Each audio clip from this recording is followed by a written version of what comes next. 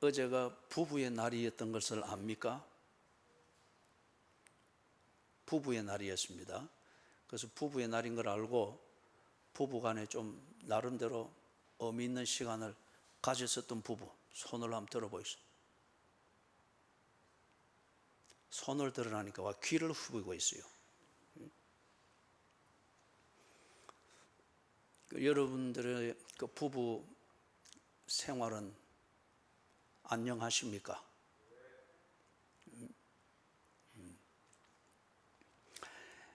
오늘은 우리가 이제 이 본문을 통해서 부부를 좀 살피기를 원합니다.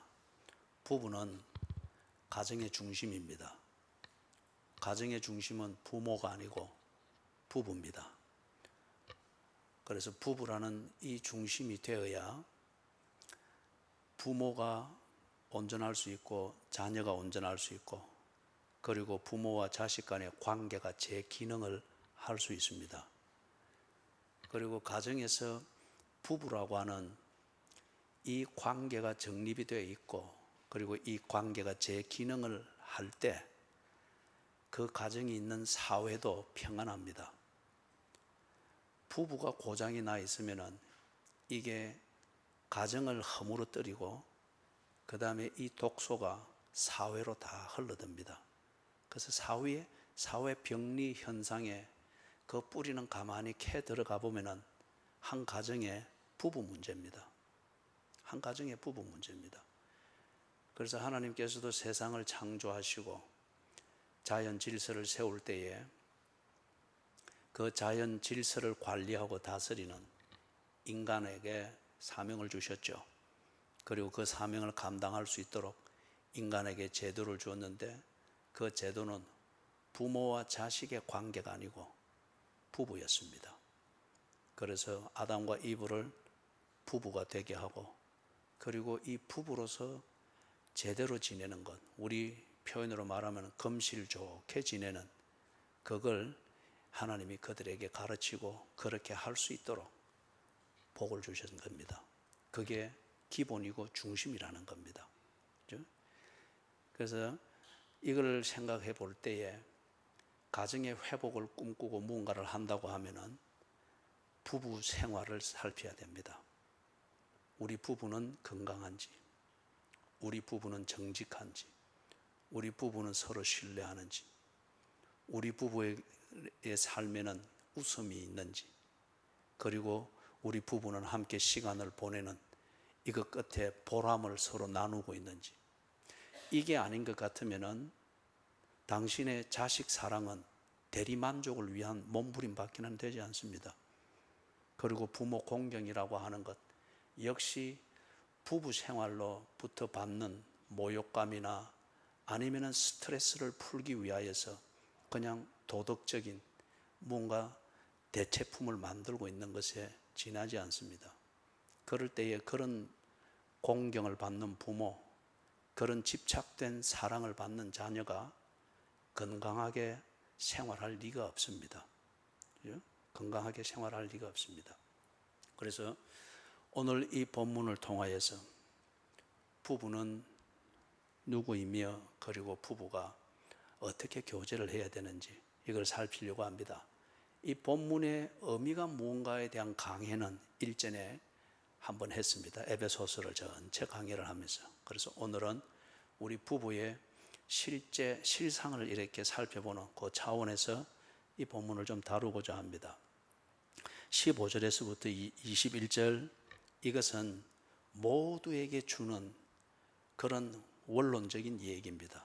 부모에게, 자녀에게, 청년에게, 독신에게 또는 홀로 된 자에게 그리고 부부에게 그리스도인이면은 이러한 가치관을 가지고 또 문화적 감각을 가지고 자기 관리를 해야 된다. 그게 15절에서부터 21절입니다. 왜 이 말을 할까요? 이 그리스도인들이 사는 그 사회, 에베소라는 도시에 다 체질처럼 배어 있는 사회적 관습이 있었습니다. 관습이라고 하는 이거는 굉장히 무서운 겁니다. 이 관습이라고 하는 이게 딱 배어 있으면은 내가 뭘 잘못하고 있는지 관습대로 하는 이게 잘된 건지 잘못된 건지 그걸 모릅니다. 그냥 그대로 하면 편합니다. 욕 들을 일도 없고 적이 만들어질 것도 아니고, 그렇게 해서 그 사회에서 그냥 무난하게 살아나가는 처세술의 틀입니다. 그래서 이 관습이 딱 배어 있는데, 이 관습이 참 비기독교적이에요. 비기독교적이고, 이 관습에 대하여서 깨어나지 못하면은 아무리 뭐 그리스도인이네 또는 뭐 교회를 열심히 다니고 뭘 하고 해도 하는 생활은 몸에 배어 있는 관습대로 하기 때문에 이게 결코 그리스도인다울 수가 없다는 거예요. 그리고 그리스도인이 누려야 될 그 열매와 보람을 누릴 수가 없다는 거예요. 그래서 이 관습을 딱 간단하게 정리를 해서 바울이 던져주면서, 이 관습에서 벗어나서 그리스도인답게 살아야지. 그러려면은 부부는 이 관습에 대해서 이런 것을 깨우치고, 이 관습에 길들여져 있는 자기의 사고방식이나 습관이나 부부 생활하는 그 매너를 이렇게 고쳐야 된다. 그걸 1차적으로 부부에게 말하고, 그 다음 우리가 지난주까지 보았던 것, 부모된 자들에게 말하고, 자녀된 자들에게 말하고, 그리고 고용인, 고용주에게 이어서 말을 해 나가는 겁니다. 15절에서부터 21절에 나오는 이 에베소 도시에 배어 있는 이 관습, 여러분 이걸 내가 5월 첫째 주에 그때 할 때 이런 헬라 사회가 여자를 어떻게 대하는지, 특히 아내 된 신분을 어떻게 대하는지, 로마 사회가 어떻게 대하는지, 그리고 유대인 사회가 어떻게 대하는지 제가 조금 자세하게 여러분에게 소개를 해드렸습니다. 그걸 여러분이 참고를 하십시오. 그래서 이 에베소 도시는 당연히 헬라 그 이민자들에 의해서 세워졌습니다. 그리고 그 뒤에 가면서 로마 제국의 정복이 되면서 로마의 또 문화와 이게 겹쳐지게 되고, 그 다음에 세 번째 요소는 에베소는 잘 알다시피 7대 불가사의 중에 하나가 거기에 있습니다. 에베소 도시가 섬기고 있는 아데미라고 하는 이 여신을 섬기는 신전이 거기에 만들어져 있습니다. 그 신전이 7대 불가사의 중에 하나로 여겨질 정도로 아주 신묘막측하게 지어졌습니다.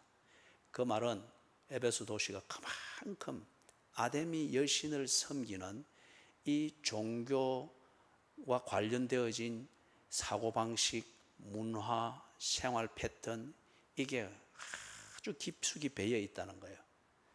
그렇기 때문에 헬라 사회의 그 여자를 대하는 사고방식으로는 아내는 단지 아이를 낳고 그 가문을 이어갈 상속자를 키우는 것이 아내의 역할의 전부였습니다. 그리고 아내의 성생활은 남편이 인정해주는 노예와 하든지, 아니면은 아내가 봐서 뭐 적절한 파트너가 있으면 이렇게 하든지. 그렇기 때문에 아내가 가정을 돌보는 것과 그 다음에 여자로서 사는 것, 이거는 별개의 문제였습니다. 그리고 아내는 사람 취급을 받지를 못했고, 노예보다는 조금 낫고, 기능상 상속자를 낳아서 기르니까 노예보다는 조금 낫고, 그러나 남자와 같은 사람보다는 못하고, 그렇게 취급을 받았습니다. 로마 문화도 크게 다를 바는 아닙니다. 성생활과 관련해서는 더욱더 문란했지요.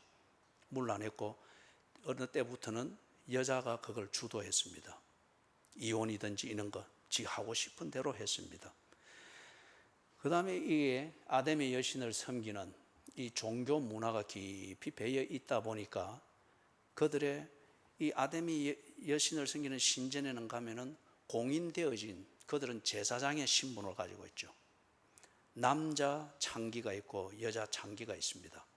그래서 아데미 여신에게 제물을 드리러 간 자들이 그 예식을 드리는 어느 한 절정의 순서에는 남자의 창기와 또는 여자의 창기와 관계를 가지는 게 있습니다.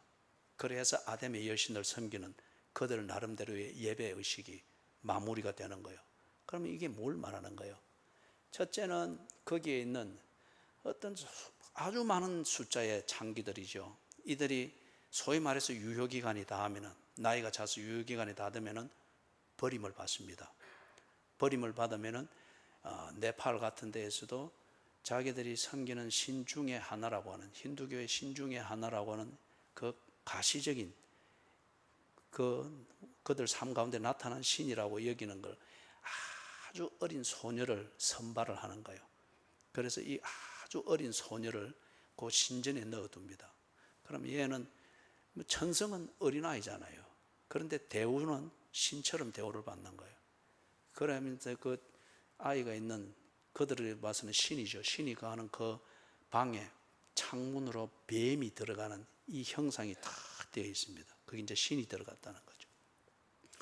그래서 이 아이가 하루에 한 두 분인가 창문에 나타납니다. 이거는 이제 방문객들이 볼 수 있는 기회를 주는 거예요. 신을 볼 수 있는 기회를. 그런데 이제 얘가 나이가 되면은 13세인가 하여튼 나이가 되면은 얘는 아무도 모르게 인도에 있는 아주 그 악명 높은 장녀촌으로 그냥 팔려갑니다. 뭄바이든지 그런데 장녀촌으로 그러면 이는 이제 그 뒤로는 흔적도 없이 사라지는 거예요. 이와 같이 에베소에서 그렇게 활동하는 그런 신성한 사제들로 대우받으면서 활동하던 이 장기들이 유효기간이 다했을 때 사회로 나갑니다. 그러면은 그들이 하던 그 생활을 합니다. 그리고 두 번째 신전을 찾았던 그들이 거기서 그들의 신성한 제사의식의 절정의 하나로서 하던 신전의 장기들과 하던 이 성생활이 밖에서도 그냥 되는 거예요. 그러면 이게 뭡니까? 에베소 도시에서는 그런 성생활이 당연시 되었다는 거예요. 당연시 되었다는 거예요. 성생활에 대한 관습이 만들어지는 뿌리입니다. 그래서 거기에 대해서 뭐 죄의식이니 뭐니 이게 없습니다. 단지 기능적인 것, 그 필요해서 하는 것이죠. 자, 그렇다 보니까 이 에베소 도시에서 아내는 그런 식으로 취급을 받았단 말이에요. 그런데 복음을 듣고서 교회를 갔습니다. 교회를 가서 이제 이렇게 지내면서 성도의 교제를 하는 거죠. 성도의 교제를 하면서 교회에서 이렇게 배우고 성경을 배워보니까 남녀는 평등하다는 거예요.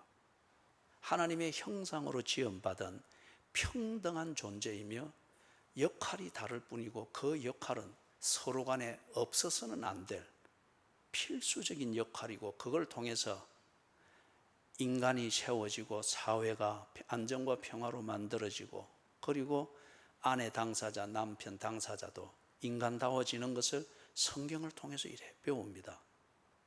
그리고 교회 안에서 교제를 하면서 보니까 노예 취급받는 것도 없고 그 다음에 여자라고 해서 아주 막 불이익을 당하거나 무시를 당하는 게 없고 함께 찬양하고 함께 기도하고 함께 인사하고 이리 되는 거예요. 자, 이리 되니까 깨닫는 것은 그렇게 깨닫는데 몸의 배인 생활은 관습대로 합니다. 이게 빨리 안 고쳐지는 거예요. 그러니까 이제 집으로 돌아가서 이 여자 교인들이 자기가 교회에서 배운 대로 주장을 합니다. 남자가 이걸 모릅니다. 그리고 교인이 된 이 여자도 무지한 남편이 알아들을 수 있도록 대화를 하고 이걸 좀 풀어갈 수 있는 이런 성숙함이 있어야 되는데 이게 아닙니다. 새롭게 발견되어진 자기 발견, 흥분이 됩니다. 그죠? 자, 그러다 보니 집안에서 다툼이 일어납니다. 다툼이 일어나면 감정으로 싸우게 되면 당연히 여자가 손해죠. 힘이 안 딸리니까 구타가 일어나고 폭력이 일어나고 그리고 때로는 여자들이 이렇게 해서는 못 산다. 이혼이 그런 식으로 해서 빈번히 일어납니다. 그리고 교회 안에 싱글들이 많아집니다. 그리고 그거는 자기들의 자유다. 어떤 이런 식으로 일이 됩니다. 이거는 교회의 이상적인 모습이 아니죠. 그리고 이는 그리스도인의 생활의 이상적인 게 아니죠. 그죠? 반쪽만 깨닫고 반쪽만 행동한 것이 되는 겁니다. 그 다음에 남편들 역시 앞에서 말했던 대로 헬라의 사고방식과 로마 사회의 사고방식 그리고 그 종교적인 어떤 이걸 가지고 이 사람들의 몸에 배어 있는 관심은 지극히 자기 중심적입니다. 그리고 이기적입니다. 자기 하고 싶은 대로 합니다. 가정을 돌보고 가족을 세우는 것은 단지 명분입니다. 그것과 별개로 자기가 하고 싶은 걸 하는 것, 특별히 성적 쾌락을 추구하는 것, 그거는 별개의 문제입니다. 그리고 그게 전혀 죄가 되지 않고 남자로서는 당연히 그렇게 할 수 있는 것으로 여겨지는 사회였습니다. 이게 관습입니다. 그렇게 못하는 게 빙신처럼 취급을 받는 그런 관습이 작용을 하고 있었습니다. 그런데 이런 남자들이 복음을 듣고서 교회를 다니게 됐습니다.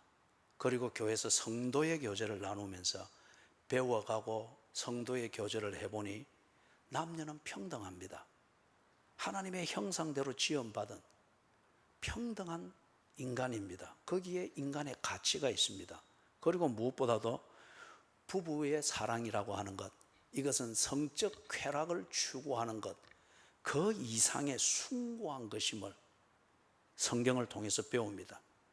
가정을 세우고 가족을 지키는 것, 이것은 가문의 명맥을 유지하기 위한 그런 명분을 위한 것이 아니라 이것은 바로 진실한 사랑, 진실한 사랑의 열매라고 하는 것을 그들이 교회 생활을 하면서 배웁니다. 깨닫습니다. 뉘우침도 있고 아픔도 있습니다. 그런데 여러분 처음에 말했던 것처럼 관습이라고 하는 것은 내 몸에 제일 끝에 씌우고 있는 꼭 이 피부와 같습니다. 그렇기 때문에 아는 것은 그렇게 알고 교회 가서 그렇게 해서 때로는 뉘우치고 깨달음으로 희열은 있으나 집에 돌아가서 또는 아내를 마주하고 생활을 몸에 익은 대로 합니다. 지 중심대로 하는 거예요. 그리고 아직 애인을 끊지를 못합니다. 성적 그런 욕구가 있으면은 몸에 배어 있는 대로, 그리고 그 사회의 간섭대로 첩을 찾아가든지 장녀를 찾아가든지 아니면은 길거리에 서 있는 그런 것이 있든지, 그죠? 그 사회의 간섭대로 하는 거예요. 자, 그래서 바울이 그들에게 지금 이야기를 하는 겁니다. 이런 관습을 너희들이 알아야지. 술 취하는 것을 당연하게 여겨서 그 위에서 만들어지는 교제, 이게 이 도시의 관습이지 않느냐. 그걸 따라서 하는 것은 지혜로운 것이 아니고 지혜 없는 자같이 행하는 것이다. 너희들이 예수를 믿었으면 이제는 주의 뜻대로 행하는, 네가 믿는 예수를 주인으로 삼고 그 주인이 가르친 대로 하는 아내가 되어야 되고, 그렇게 생활하는 남편이 되어야 된다. 그걸 하자면은 피차 복종하는 것이 되어야 된다. 네 관습은, 너희 사회의 관습은 남자가 독재를 부리는 것을 남자다운 것으로 인정을 하는 그런 관습이어서 잘못되지 않았다고 말하나, 네가 네 주인이 로마 황제가 아니라 또는 아데미 여신이 아니라 예수 그리스도인 것 같으면은 그분의 뜻 앞에 비추어 볼 때에 네가 관습대로 하는 게 잘못됐으면 더 이상 하지 말아야 된다. 술 끊어야 된다. 그리고 그런 식으로 네 욕구를 채우는 것, 그걸 위해서 비실거리고 다니는 것, 이제는 하지 말아야 된다. 주의 뜻대로 하자면은 피차 복종해야 된다. 남자는 아내를 지배해서는 하려고 해서는 안 되고, 길을 들이려고 해서는 안 되고, 여자는 먹고 사는 것과 안전을 확보하기 위해서 굴종적으로 비굴하게, 그러나 지 욕구대로 한쪽에 노예들과 뭘 하고 거늘진 문화를 즐기는, 이걸 해서는 안 된다. 피차 복종해라. 이 복종은 굴종적인 단어가 아니고 충성입니다. 약속을 지키는 그 면에서 충성하는 것이고, 약속을 지키는 면에서 신실한 것이고, 내가 부부로서 서로 맺은 이 약속과 내 위치와 역할을 지킴에 있어서 정조를 지키는 겁니다. 이게 여기서 피차 복종하라. 부부의 관계에서는 그런 겁니다. 자, 그래서 남편과 뭘 말하는 건지, 교회와 그리스도의 이 관계를 말하면서 남편과 아내의 그 본질이 뭔가, 이걸 그들에게 설명을 하는 거예요. 왜냐하면 예수를 믿어서 교회에 들어와서 성도의 교제를 하면서 복음에 대해서 많이 배웠습니다. 그렇기 때문에 이들이 이중적이 된 거예요. 아는 것은 이렇게 알고 이래 해야 된다고 하는 건 아는데 실제 생활은 감각 없이 또는 의식 없이 아니면은 의식적으로라도 관습대로 하고 있는 거예요. 그래서 지금 바울이 이들에게 설명을 하면서 남편과 아내의 이 관계의 본질이 무엇인가, 이걸 예를 들어서 이야기를 하는 게 그리스도와 교회의 관계와 같다, 이 말을 하는 거예요. 이 말은 종교꾼들은 이걸 이해를 못합니다. 종교꾼들은, 종교는 언제나 내 필요와 내 기능을 위해서, 기능 보완을 위해서 선택 사항이지, 종교는 절대 그 사람의 몸의 일부가 될 수가 없습니다. 그렇기 때문에 종교꾼으로서 당시 에베소 교회를 다니는 자들은 이 말을 이해를 못합니다. 오히려 이 본문이 더 헷갈리고 어렵게 만드는 것이 되는 거죠. 그래서 구조는 남편과 아내의 이 관계가 로마 사회가 말하고 헬라 사회가 말하듯 그런 기능적 관계가 아니고, 남자 중심의 욕구를 채우는 기능적 관계가 아니고, 이 남편과 아내의 관계는 한 몸과 같다. 구조는 이걸 설명하는 겁니다. 이걸 설명하기 위해서 예를 드는 게 그리스도와 교회의 이 관계를 가지고 비유로서 설명을 하는 게 구조예요. 그런데 교회와 그리스도의 이 관계는 한 몸입니다. 이는 종교가 아니에요. 여러분, 우리가 4월달에 집중해서 했던 게 있죠. 막달라 마리아가 예수님이 죽는 십자가에서, 그리고 죽고 난 뒤 무덤에 들어간 그 무덤을 헤매는 것, 이게 여러분 한 몸이라고 하는 것, 막달라 마리아가 그 예수님께 그와 같이 집중되어진 이게 아니면 그렇게 할 수 있겠어요? 그렇게 할 수 없습니다. 그리고 여러분 가운데 진정한 그리스도인일 것 같으면, 종교꾼이 아니고 아직 그 차원에 머물러 있는 것이 아니고 진정 거듭난 그리스도인인 것 같으면, 여러분 자신이 예수를 어떻게 사랑하는지, 그 예수를 사랑하기 때문에 여러분의 삶을 어떻게 지금 관리하고 있는지, 예수님 중심으로, 그걸 보면 압니다. 한 몸입니다. 그죠? 이 구조를 가지고서 설명을 하는 거예요. 그래서 뒤에 설명되어지는 걸 간단하게 정리하면 이런 겁니다. 몸이 자기의 어떤 필요를 채우기 위하여서 머리 하나를 지 몸 위에 딱 갖다 올리는 게 아니죠. 그 다음에 머리 역시 둥둥 떠다니다가 아이고 이 좀 피곤하네, 어지럽네, 좀 기대고 앉을 때가 필요한데, 그래서 이 몸뚱아리 하나 괜찮은 거 떡 챙겨가지고 지 머리 떡 갖다 올려놓고 쉬는 거, 이거 아니죠. 한 몸입니다. 머리와 몸이 함께 있다고 하는 이것은 어떤 결합이 아니고 이거는 한 몸입니다. 그리고 각기 다른 기능을 하면서 이 몸의 존재를 유지하고 이 몸의 존재의 가치를 실현해 나가는 겁니다. 한 존재예요. 이걸 지금 그리스도와 교회의 이 관계를 설명하면서 남편과 아내는 필요에 의해서 만났다가 그 필요가 닿으면 헤어질 수 있는 이런 게 아니다, 이걸 지금 설명을 하고 있는 겁니다. 그러면은 현재 우리 사회의 관습, 많은 것을 살펴볼 수 있죠.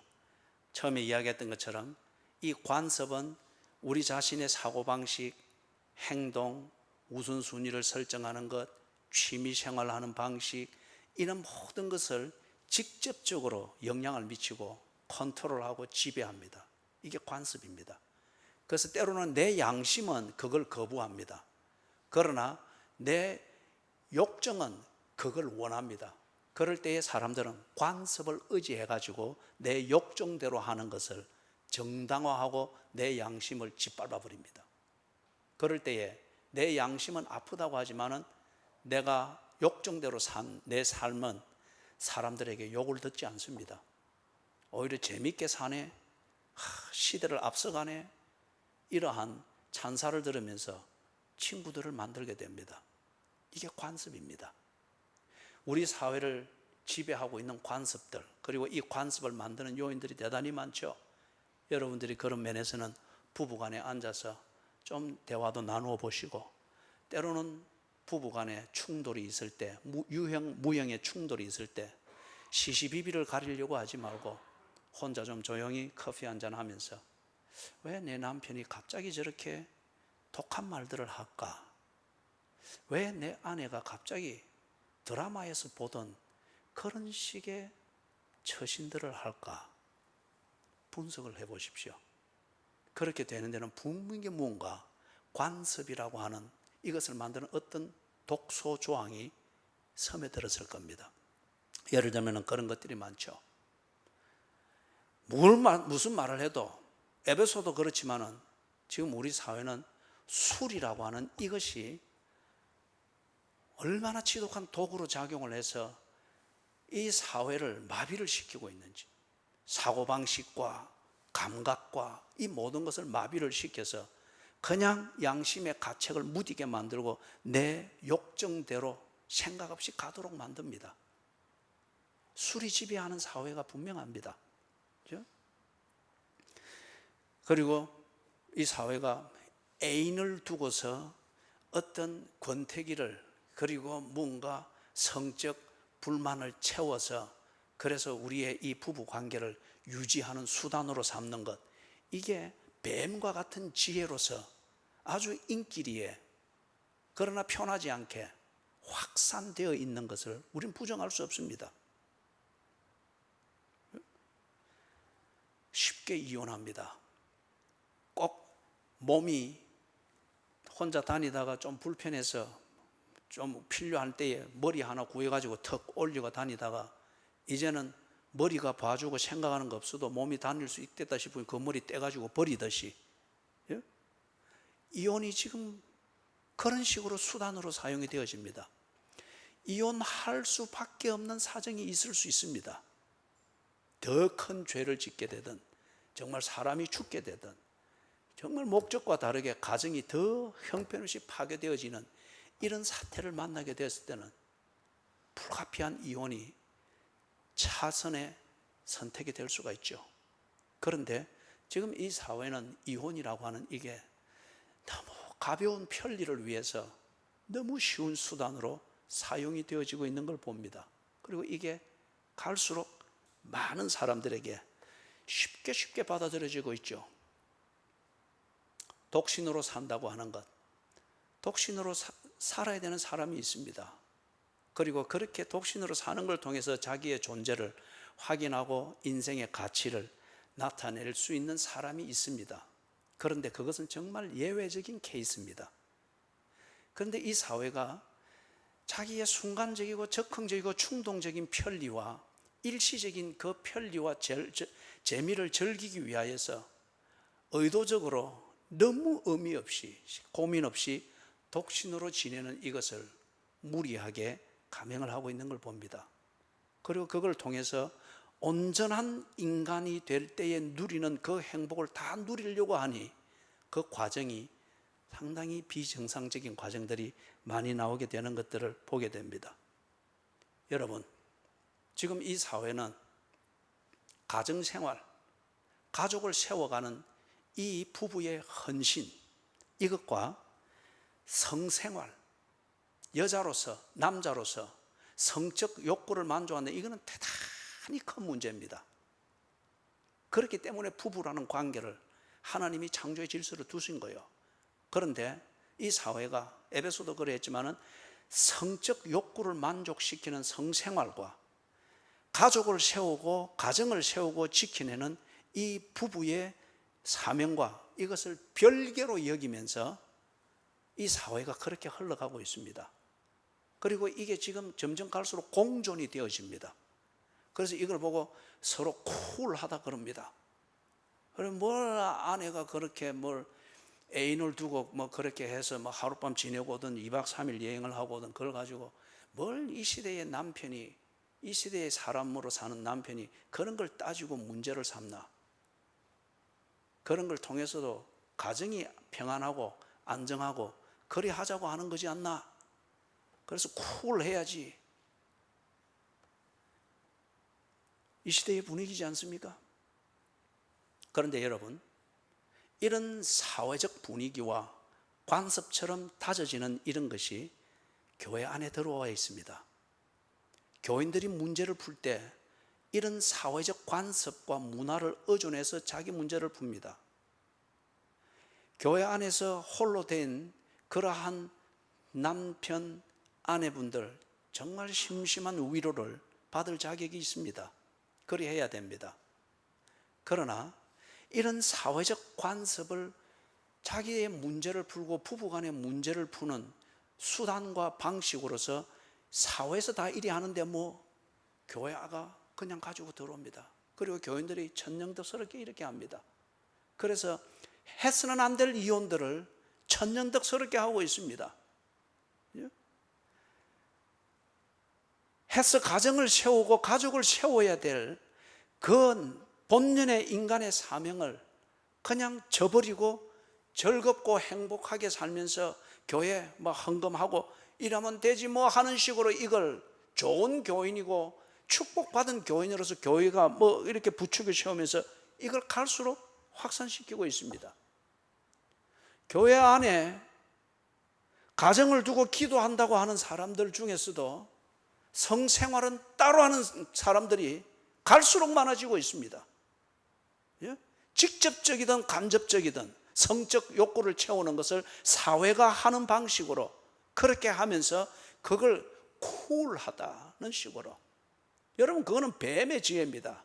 뱀을 집어 올리고 귀신을 쫓아내고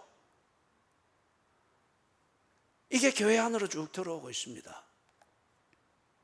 에베소 교회에, 에베소 도시의 그 관습이 그냥 그대로 들어와서 한동안 참 어렵게 만들었던 것처럼 지금 이 시대, 우리가 교회 생활하는 이 시대에 한국 교회 안에 이런 한국 사회를 병들게 만들고 중독시키는 이런 술 문화와 성 문화와 어떤 성생활을 하는 것과 가정을 세우는 이것을 서로 간에 어떤 수단으로, 상호작용하는 수단으로 소위 말해서 쿨하게 하는 어떤 이런 게 교회 안으로 쭉쭉 들어와 있습니다.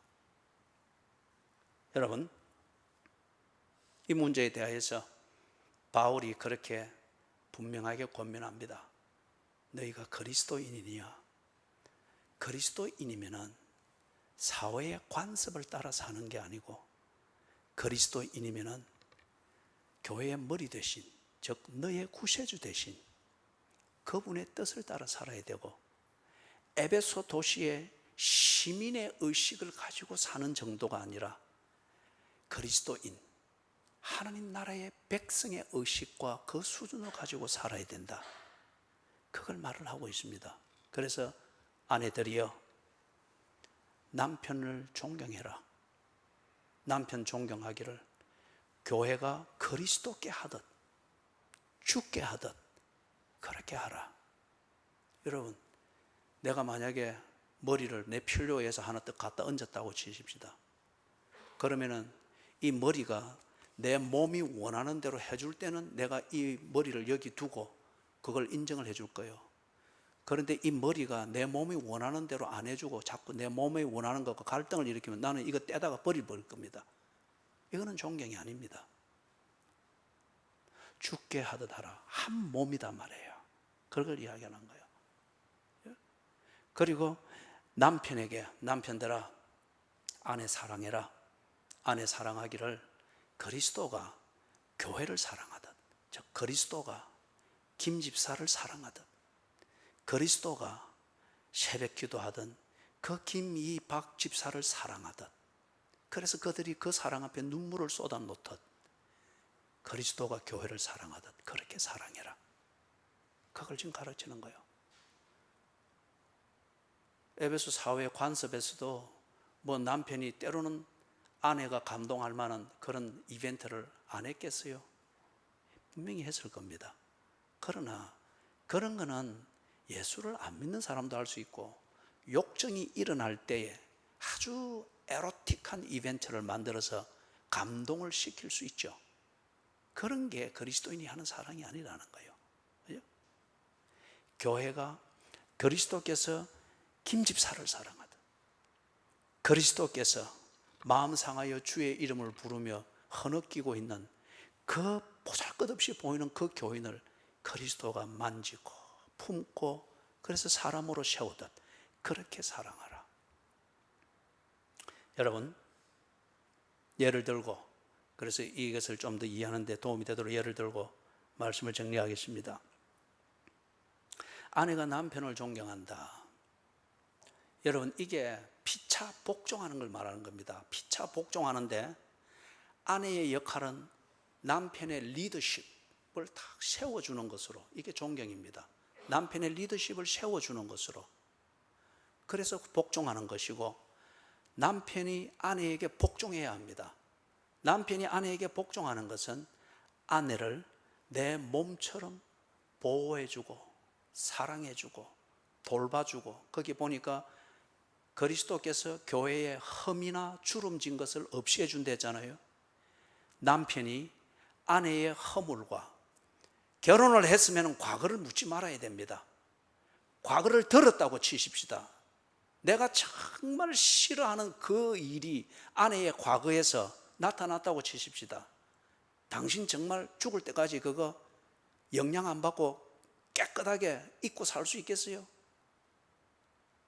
감당하지 못할 걸 그냥 아는 재미와 호기심을 채우는 것으로 캐물을 필요가 없는 거예요. 그리고 아내의 주름진 것과 흠을 찾아낼 필요가 없는 거예요. 오히려 있다 할지라도 펴줘야 합니다. 감싸줘야 합니다.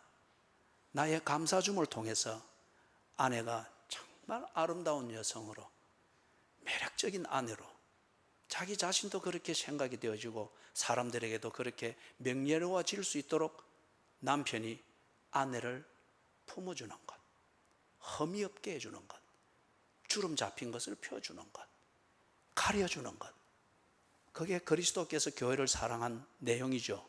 남편이 아내를 그렇게 사랑하는 것, 이걸 통하여서 남편은 아내에게 복종하는 겁니다. 그래서 피차 복종하라 그런 거예요. 온천천을 걸을 때에 이틀 전에 낮이 좀 더웠잖아요, 그죠? 그런데 남자가 키가 한 185는 되는 것 같아요. 아주 체격도 좋고 한데, 그런데 무릎 이하에 다리가 문제가 있습니다. 그러면서 이래 막 종아리에 근육이 다 빠졌어요. 내가 보니까 걷는 연습, 이게 클러치를 양손을 쥐고 그 땡볕에 막 걷는 연습을 하고 있는 거예요. 재활 치료인 것 같아요. 근데 뒤에 누가 가는가 보니까 아내 된 사람이 휠체어를 뒤에 잡고 그 남편 뒤에 한 1m 뒤에 다 따라가고 있는 거예요. 두 사람 다 보니까 한 30대 중후반쯤 돼 보이는데 그렇게 초라하게 보이진 않았어요. 아마 사고를 당했던 것 같아요. 큰 사고를. 근데 이 재활치료를 하는데 이 아내가 남편 뭐 분위기를 살려준다고 하는지 제가 옆으로 지나가는데 남편에게 아주 웃으면서 뒤에서 웃음 섞인 말로, 유채화가 다 지고 나니까 땅을 보니까 또 새로운 맛이네. 그런데 이 남편은 땀을 찔찔 흘리면서 막 거기에 대해 아무 반응 없이 가는 거예요. 여러분, 요즘 뭐 드라마에서 그렇게 막 풍겨내는 분위기든지 뭐 또는 버라이어티 쇼, 톡쇼, 이 때로는 생각 없는 연예인들이 막 뱉어내는 어떤 그런 때에 어떻게 처신하는 게 좋은가를 뱉어내는 뱀 같은 지혜, 이렇게 치는 것 같으면은 그 아내 된 분은 제가 볼 때 참 곱상해요. 어떻게 다른 선택을 할 수도 있지 않겠어요? 종아리에 근육이 다 빠질 정도로 이제 겨우 일어나서 그 몸으로 걷는 연습하는 거 보면 아주 오랫동안 병상에 누워 있었던 게 분명합니다. 그런데 그 잔잔히 웃으면서 남편이 지금 보는 것도 아닌데 그 힘을 내게 하려고 그냥 시쳇말로 힘내 할 수 있어. 이게 때로는 강요로 들리잖아요. 그런 경우에 평상시에 아내의 대화를 해주려고 애를 쓰는 것 같았어요. 내가 볼 때는 남편이 안 보지만 뒤에서 그 아내의 미소를 지으면서 유채화가 다 졌네. 다 지고 나니 또 땅이 보이네. 새로운 분위기다. 남편을 존경하는 아내입니다. 그럴 때 남편은 세워지죠. 그 다리로 그리 걷는 게 한 185의 그 거구를 가지고 그렇게 재활하려고 막 애를 쓰는 게 그 뒤에 아내가 없으면은 그럴 수 있겠습니까? 남편을 향한 존경이죠. 남편이 아내를 돌보는 것. 제가 일전에 인간극장 그걸 하나 이게 필름을 보았습니다. 그걸 보니까 캄보디아에서 온 한 노동자였어요.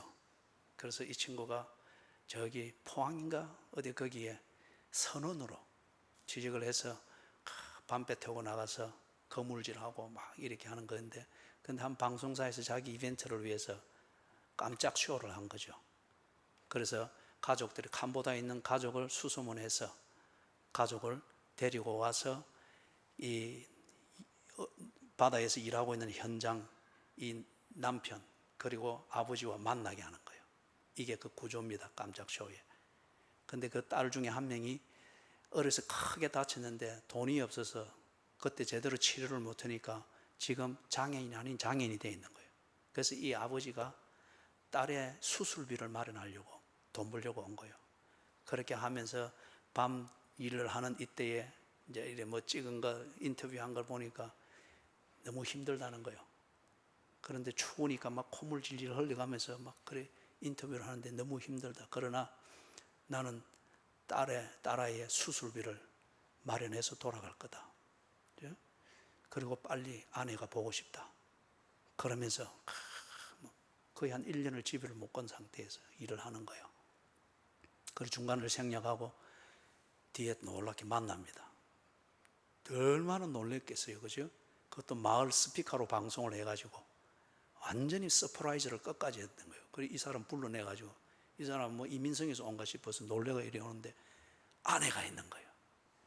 둘이 막 확 뛰어가가지고 확 끌어안아가지고 무슨 말을 할 수 있겠어요? 막 우는 거예요. 그래서 나중에 방에 들어갔는데 이 아내가 막 남편한테 막 안겨가지고 그렇게 보채는 거예요. 이제는 안 떠날 거야. 같이 있을 거야.